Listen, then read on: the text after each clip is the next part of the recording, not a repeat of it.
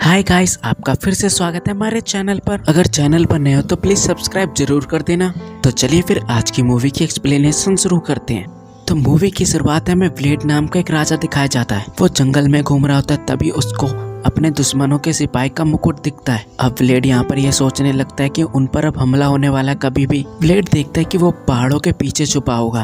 अब व्लेड के सभी साथी बोलते हैं चलो महाराज हम वहीं चलते हैं, उनको मारना ही होगा। अब हम लोग ये देखते हैं ये लोग पहुंच जाते हैं उस पहाड़ी पर। वहाँ पर एक गुफा होती है, वो उस गुफा में जाते हैं जहाँ पर एक अजीब सा वैम्पायर दिखता है इन सबको। व्लेड के सभी साथी मारे जाते हैं। व्लेड यहाँ पर बच जाता है क्योंकि वो रोशनी में चला जाता है और वो वैम्पायर रोशनी से डरता था।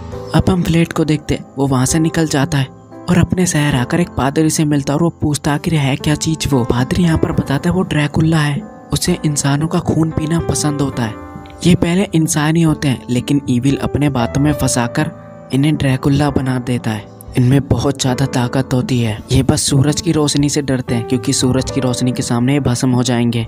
व्लेड यहाँ पर कहते हैं कि हमें ये बात सबसे छिपा के रखनी पड़ेगी, आप किसी को मत बताना नहीं तो लोग बेफालतू में डरेंगे। फिर हम व्लेड की वाइफ को देखते हैं जिसका नाम मेरीना था और उसका एक बेटा भी था व्लेड का। अब हम कुछ दिनों के बाद देखते हैं महल में जश्न बनाया जा रहा था। तभी वहाँ पर एक तुर्की का सिपाही आ जाता है। तुर्की बहुत ताकतवर देश था, वो अपने से कमजोर देशों से सिक्के वसूलता था, वो भी सोने के, जिससे वो तुर्की उनके ऊपर हमला ना करे और कमजोर देश आराम से जिए।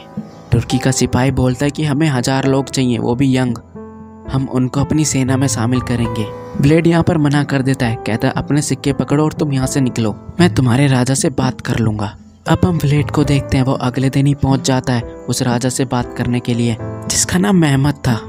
मेहमद यहाँ व्लेड से कहता है तुम हमें 1000 लड़के दे दो, अपना बेटा भी दे दो साथ में, हम अपनी सेना में उनको शामिल करना चाहते हैं। व्लेड यहाँ पर गुस्सा हो जाता है, वो अपने बेटे को कहीं नहीं भेजना चाहता था और व्लेड वहाँ से चला जाता है। फिर हम मेहमद की सेना को देखते हैं जो व्लेड के बच्चे को लेने के लिए आई होती है, लेकिन व्लेड उन सबको मार डालता है। व्लेड जानता था मेहमद अब चुप नहीं रहेगा क्योंकि व्लेड ने उसकी सेना के लोगों को मारा था। अब हम व्लेड को देखते हैं, वो उसी काली पहाड़ी के पास जाता है जहाँ पर वो वैम्पायर होता है। ये बात किसी को नहीं पता थी कि उस पहाड़ पे कोई वैम्पायर रहता है, उस पुजारी के अलावा और व्लेड के अलावा। अब हम देखते हैं उस वैम्पायर को, व्लेड को वो कुछ नहीं कहता। व्लेड यहाँ पर कहता है मुझे तुम्हारी मदद चाहिए, मुझे अपने बच्चों और अपनी प्रजा को बचाना है। वैम्पायर कहता है ठीक है, मैं तुम्हें अपना जैसा बना दूंगा। वैम्पायर को भी ऐसी बंदे की तलाश थी जो एकदम बहादुर हो।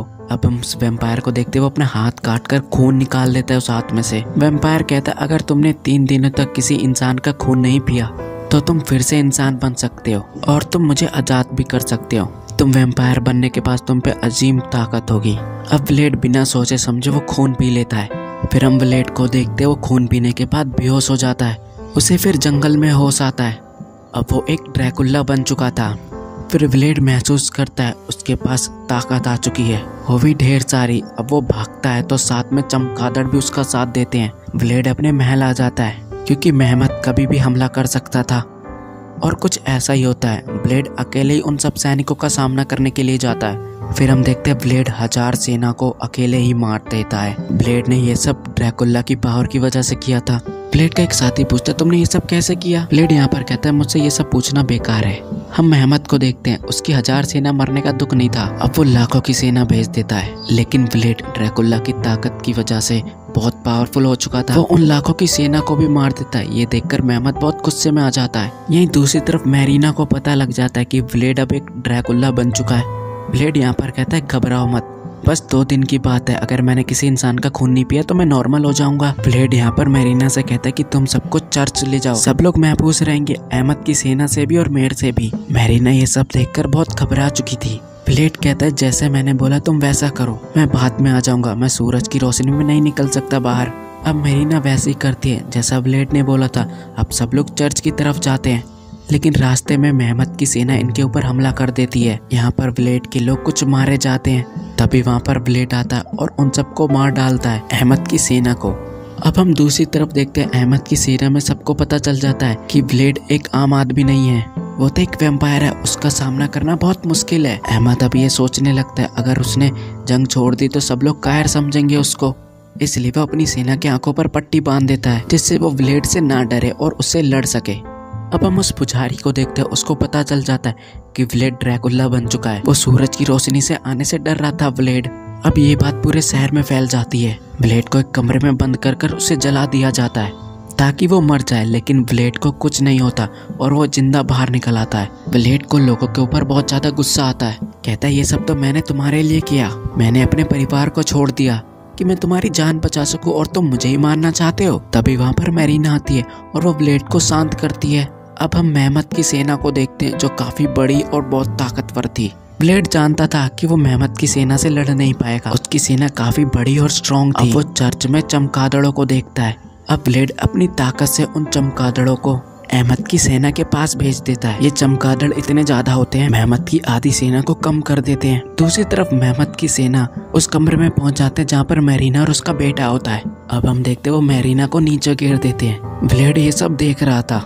अब वो मेरीना को बचाने के लिए जाता है। अब मेहमत की सेना के लोग ब्लेड के बेटे को लेकर जाते हैं। ब्लेड यहाँ अपनी वाइफ मेरीना को बचाने की कोशिश करता है, लेकिन अफसोस की बात बहुत देर हो चुकी थी। ब्लेड मेरीना को सही टाइम पर नहीं पकड़ पाता। मरने से पहले मेरीना कहती कि तुम मेरा खून पी लो, जिससे तुम ड्रैकुला बने रहोगे और अपने बेटे को बचा सकोगे।